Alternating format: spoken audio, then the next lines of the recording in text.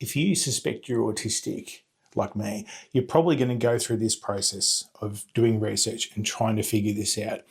And I believe a logical part of that is just watching a bit of social media, watching other autistic people, whether they're professionals in a field or whether it's just an average person like me, talking about it and talking about our experiences. We can find this validating.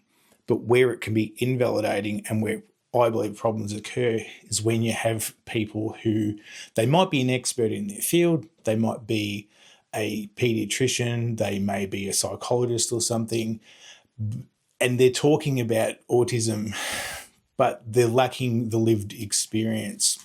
And I'll give you an example. There was one I saw today where this lady claimed that, and she named a lot of symptoms. And I'll tell you what one of the first one she said, if you have this, doesn't mean you're autistic. In fact, probably not.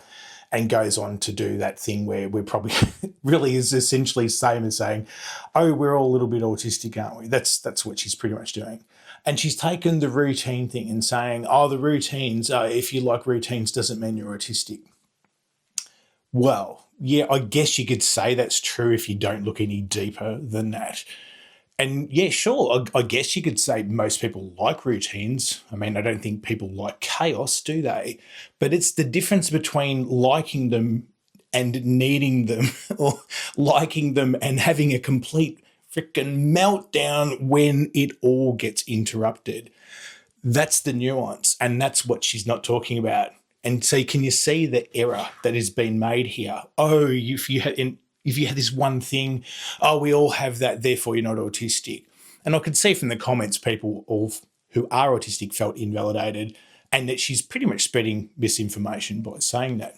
And another point I want to raise about this is the issue of people believing, well, I guess this is a straw man argument. I've never seen a single autistic person or anyone go around saying, I have this one symptom, therefore I'm autistic.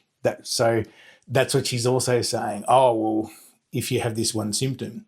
Well, no, that's not how it works. If you want to be diagnosed with autism, you need to have multiple symptoms. And even Simon Baron-Cohen, who is often credited as one of the biggest experts in autism in the world, don't think he's autistic. He certainly doesn't say he is. But that's one of the things he even said in an interview recently, was that you can have one symptom of autism. In fact, he goes as far as saying, I think from memory, that we all have at least one symptom from autism, but that doesn't mean that we're autistic.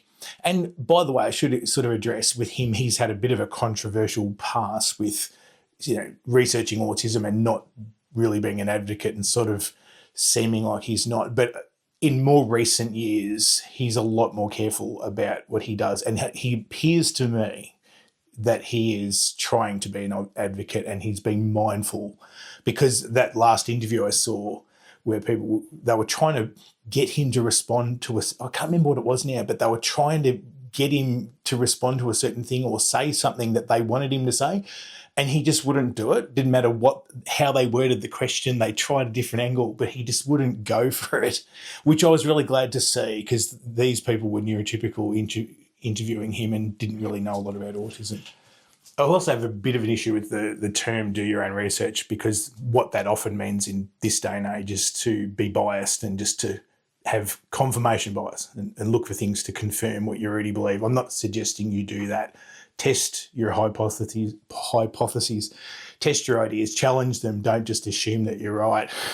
But sort of do have some comfort that doing your own research is actually valid. Testing and seeing whether you are autistic is valid, and then coming to your own diagnosis over time is valid. And that's why I'm talking about this now, is that don't get discouraged early when somebody who doesn't have the lived experience and is trying to say, oh, there's one little thing, if you don't do this or if you have this, it doesn't mean you're autistic and stuff like that.